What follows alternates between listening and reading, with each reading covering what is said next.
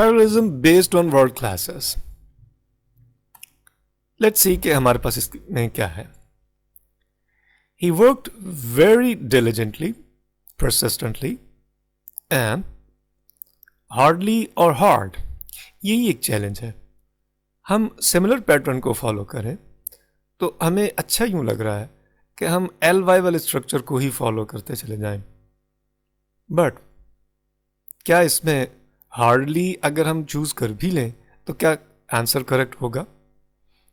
यही हमारा पॉइंट है कि महज अपेरेंट स्ट्रक्चर को, उसकी फॉर्म को देखते हुए हम वर्ड क्लासेस को चूज कर सकते हैं, या हमें भी इसमें यहाँ केयरफुल होने की ज़रूरत है। इस सेंटेंस में जहाँ तक देखने की ज़रूरत है वो ये है कि क्या यूज़ हुआ।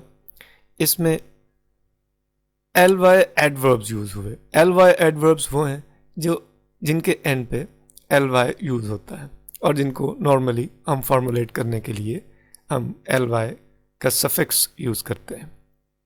जबकि इसके पैरेलल लास्ट जो हमारे पास वर्ड है उसमें हमें चॉइस करनी पड़ रही है कि हार्डली या हार्ड में से क्या चूज़ करें। ये दोनों अपनी अपनी जगह पर एडवर्ब्स तो हैं, लेकिन दोनों के मीनिंग डिफरेंट हैं और एक को दूसरे पर प्रेफरेंस देने से मीनिंग बिल्कुल चेंज हो सकता है। और इसी से हमने यहीं पर हमने अपने आप को थोड़ा सा केयरफुल रखना है कि मीनिंग भी कोलैप्स ना करे और स्ट्रक्चर भी मेंटेन रहे।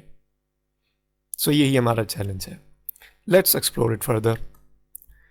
He behaved meanly and miserly।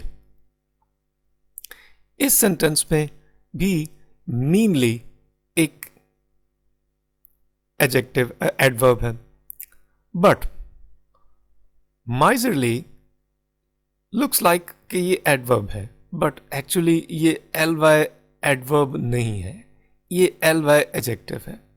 ये एडजेक्टिव्स की वो लेस कॉमन फॉर्म है जो हम नाउन से डिराइव करते हैं। हम इनके बारे में अभी फर्दर एक्सप्लोर करेंगे, बट राइट नाउ हमें यही एक कन्फ्यूजन हमारे सामने आ रही कि हम इसको कैसे टैकल करें, जबकि ये दोनों में इनकी फॉर्म सिमिलर है और हमें इनके यूजेज में अगर हम मीनिंग को थोड़ा सा इसका क्रैक करने की कोशिश करें तो तब भी हमें कोई प्रॉब्लम नहीं आती। लेकिन फिर भी इसमें एक एरर है। Let's explore another example. The dog was small and coward or cowardly। इस एग्जाम्पल में भी हमें एक चॉइस हमें करनी है कि आया हम कावर्ड चूज करें या कावर्डली चूज करें। अगर हम अपनी गट फीलिंग या उसको रनिंग में पढ़ते हुए देखें तो स्मॉल के साथ कावर्ड अच्छा लगता है, और हमारी जो इंस्टिंक्टिव हमारी जो लैंग्वेज के साथ एफिलिएशन है फर्स्ट लैंग्वेज, उसमें भी हम सोचते हैं एक मिनट के लिए तो हमें यही महसूस होता है कि ठीक है, एडजेक्टिव्स डिफरेंट सीरीज में है, उसकी क्वालिटीज़ एट्रीब्यूट्स शेयर किए जा रहे हैं, so what's wrong in it. Cowardly looks like an adverb, हम यहाँ इसको प्रेफरेंस नहीं देते, हम नॉर्मली कावर्ड की तरफ चले जाते हैं। बट व्हाट इफ के करेक्ट आंसर कावर्डली हो, यही हमें एक्सप्लोर करना है। यही चैलेंजेस हमारे सामने हैं। और इन तीनों एग्जाम्पल से हम क्या कंक्लूड करते हैं, इनके साथ हम ये ऑब्जर्व कर रहे हैं कि फर्स्ट एग्जाम्पल में एल वाई एडवर्ब्स और एडजेक्टिव्स जिनकी फॉर्म सेम होती है उनको हम यूज कर रहे हैं। सेकेंडली एल वाई एडवर्ब्स और एल वाई एडजेक्टिव्स का चैलेंज है जिनकी फॉर्म बिल्कुल एक जैसी है लेकिन उनकी वर्ड क्लासेस डिफरेंट हैं और हम एक से दूसरी गली में निकल जाते हैं। नंबर 3 एडजेक्टिव्स हैं और उसके साथ कुछ ऐसे नाउन्स हैं जो कि कंफ्यूज करते हैं हमें कि वो एडजेक्टिव हो। माइट बी कि वो किसी दूसरी लैंग्वेज में या हमारी फर्स्ट लैंग्वेज में वो एडजेक्टिव कंसिडर किए जाते हो, बट इंग्लिश लैंग्वेज में वो हो सकता है कि वो नाउन हो। सो इस बेसिस पे, इन एग्जाम्पल्स की बेसिस पे हम ये कंक्लूड करते हैं कि हमारे पास क्या इसमें कितने तरह की वर्ड क्लासेस हैं जो कंफ्यूजन क्रिएट करती हैं, which are actually 3 word classes हैं जो एक दूसरे के साथ कंफ्यूजन क्रिएट करती हैं. Let's explore them. इस टेबल में हमारे सामने फर्स्ट कॉलम में वो तीनों वर्ड क्लासेस डिस्कस की नोट की गई हैं जो एक दूसरे के साथ कलाइड करती हैं और कंफ्यूजन क्रिएट करती हैं. किसी न किसी वजह से इनमें सिमिलरिटी होती है और हम उस सिमिलरिटी को ओवरलुक करते हैं और उनको एक ही पैटर्न में फॉलो कर जाते हैं. हमारा टारगेट यही है कि हम इनको डिफ्रेंशिएट करना सीखें और इनके यूजेज में केयरफुल रहें. सो फर्स्ट इनमें कौन कौन से हैं? Number 1 noun, number 2 ly adjectives, number 3 adverbs. Let's explore one of them. First, noun. इनकी नेचर ऑफ कंफ्यूजन क्या है? सेकंड कॉलम इनकी नेचर ऑफ कंफ्यूजन को डिस्कस करता है कि ऐसे नाउन्स एडजेक्टिव्स से सिमिलर होते हैं. हमें लगता है कि ये एडजेक्टिव्स होते हैं. क्यों? क्योंकि ये शायद हमारी फर्स्ट लैंग्वेज में इनकी एग्जिस्टेंस एज एडजेक्टिव कंसिडर की जाती है. फॉर एग्जाम्पल कावर्ड जैसे कि डिस्कस किया गया. इसी तरह से माइजर और माइजरली, इनमें डिफरेंस या कावर्ड या कावर्डली में. कावर्ड या माइजर इंग्लिश में नाउन है और इनको अगर हम अपनी फर्स्ट लैंग्वेज में देखें तो ये हमारे पास उर्दू में एडजेक्टिव्स के तौर पर कंसिडर किए जाते हैं और यहीं पर हम धोखा खा जाते हैं. और यहीं से हमने थोड़ा सा इनको चेक में रखना है कि अगर तो सारे के सारे नाउन यूज़ किए जा रहे हैं तो हमें नाउन यूज़ करना है, और अगर तो हमें सेंटेंस में एडजेक्टिव्स यूज़ किए जा रहे हैं तो हमें इनसे एडजेक्टिव डिराइव करके ही इनको यूज़ करना है. अब हमारे पास अगला क्वेश्चन यही आता है कि इन नाउन से आप एडजेक्टिव्स कैसे डिराइव करते हैं. सो इसका आंसर ये है कि ऐसे नाउन्स अपने साथ ly ऐड करने पर इनका एडजेक्टिव क्रिएट कर देते हैं. फॉर एग्जाम्पल कावर्ड नाउन है तो cowardly is an adjective. Looks like an adverb but it is actually an adjective. इसके अदर एग्जाम्पल्स हम अपनी कॉमन लाइफ में वेरी फ्रिक्वेंटली यूज करते हैं, like monthly, weekly and several other examples we can note. Second column इन्हीं के बारे में है, ly adjectives.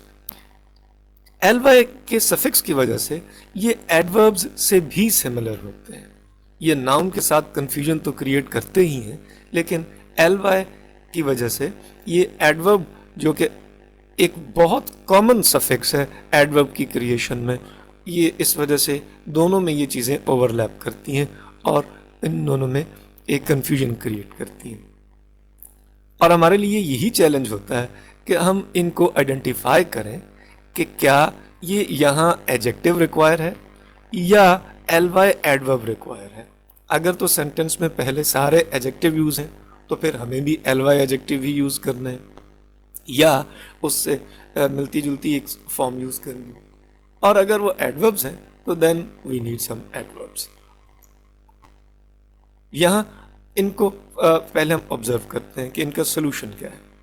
First of all हम इनको यही ऑब्जर्व करते हैं कि ly एडजेक्टिव्स को आइडेंटिफाई करने के लिए हमारे पास क्या टच स्टोन है. अभी ऊपर हमने फर्स्ट रो में हमने डिस्कस किया कि नाउन से ये डिराइव किए जाते हैं. अब हम बिल्कुल उल्टे पाँव जाएंगे और ly एडजेक्टिव्स को एक्सप्लोर करेंगे, ट्रैक करेंगे कि ये डिराइव कैसे किए जाते हैं. नाउन्स के साथ ly ऐड करने पर ये डिराइव किए जा सकते हैं. फॉर एग्जाम्पल फादरली, ये भी एक एडजेक्टिव है, जबकि इसको हम डिराइव कैसे करते हैं कि फादर प्लस ly, जिसमें फादर एक नाउन है. और यही इसका टच स्टोन है कि ly के साथ अगर आप नाउन फाइंड आउट कर लें, आपको मिले, तो समझ जाइए कि ये जो ly वाला वर्ड है ये एक्चुअली एडजेक्टिव था. वेयरएज अगर ly एडवर्ब है तो इसको स्प्लिट करने से इसमें जो रिमेनिंग वर्ड आएगा वो एडजेक्टिव होना चाहिए. फॉर एग्जाम्पल नाइसली में नाइस प्लस ly में नाइस एक एडजेक्टिव है, और इस वजह से हम ये कंक्लूड करेंगे कि चूंकि इसमें हमें वर्ड नाइस एक एडजेक्टिव मिला, सो ये ly एडवर्ब हुआ. और इसी की बेसिस पे हम डिसाइड करेंगे कि अब हमें सेंटेंस में सिमिलर पैटर्न किसका रखना है, किसकी प्रेफरेंस देनी है, आया ly एडजेक्टिव की या ly एडवर्ब की। Number 3, adverbs. एडवर्ब्स को अपने साथ ही एक चैलेंज दरपेश होता है। इन्हें किसी और से खतरा कम और अपने आप से ज़्यादा होता है। इनमें कुछ ऐसे एडवर्ब्स हैं, एडवर्ब्स में डिफरेंट फॉर्म्स हैं, जिनमें कुछ ऐसे हैं कि जो जिनकी फॉर्म एडजेक्टिव्स के साथ सिमिलर मैच करती है। For example hard, right, back, ये सारे वर्ड्स आपके पास कुछ इस तरह के हैं। और इनके अलावा कुछ और भी एडजेक्टिव ऐसे वर्ड्स हो सकते हैं जो सेम फॉर्म रखते हैं। हम ये भी वर्ड यूज़ करते हैं कि हार्ड बोर्ड, यहाँ ये एडजेक्टिव है हार्ड। और अगर हम ये कहते हैं कि वर्क हार्ड, यहाँ ये वर्क को एक्सप्लेन कर रहा है, इट मीन्स यहाँ ये एडवर्ब होगा। सो ये दोनों सेम फॉर्म्स वाले जो एडजेक्टिव और एडवर्ब्स के जो है, इनके से भी हमें क्लियरली अपने आप को इसमें अवेयर रखना है। और डेफिनेटली रूल हमारे पास एक ही है कि हमें सिमिलर पैटर्न को ही फॉलो करना है, चाहे वो एडजेक्टिव्स हैं या एडवर्ब हैं। नोट हमने पहले स्ट्रक्चर को ही करना है कि पीछे ट्रेडिशन क्या चलती आ रही है सेंटेंस में, और इसी के अकॉर्डिंगली हम आगे बढ़ते हैं।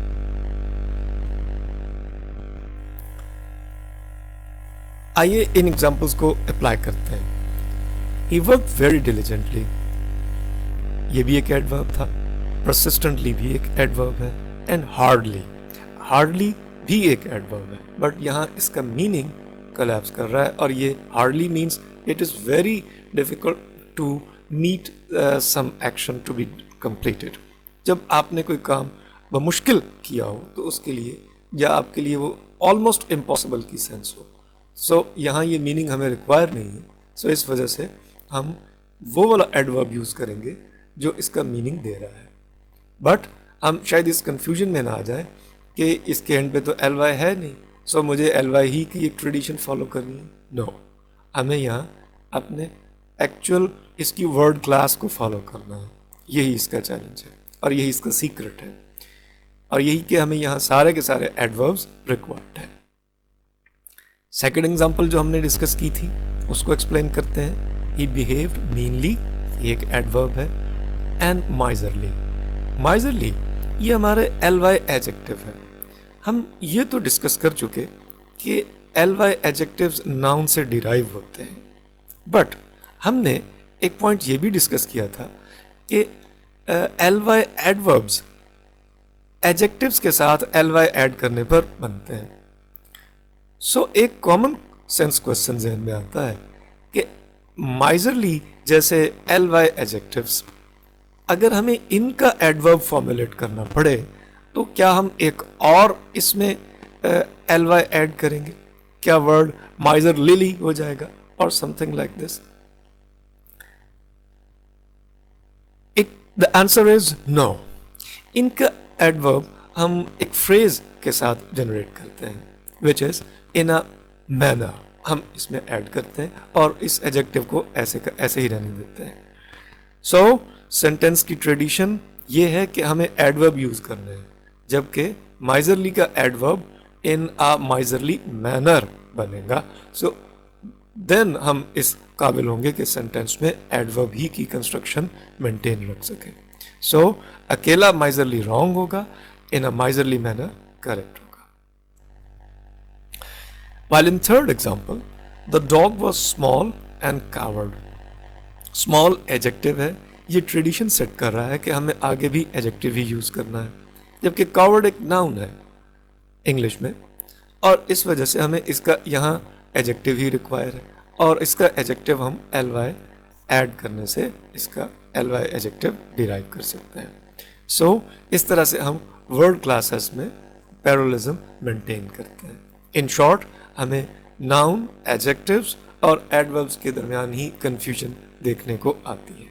जब तक हम इन तीनों को आइडेंटिफाई करने में क्लियर रहेंगे, हमें पैरेललिज्म मेंटेन करने में कोई प्रॉब्लम नहीं आएगी।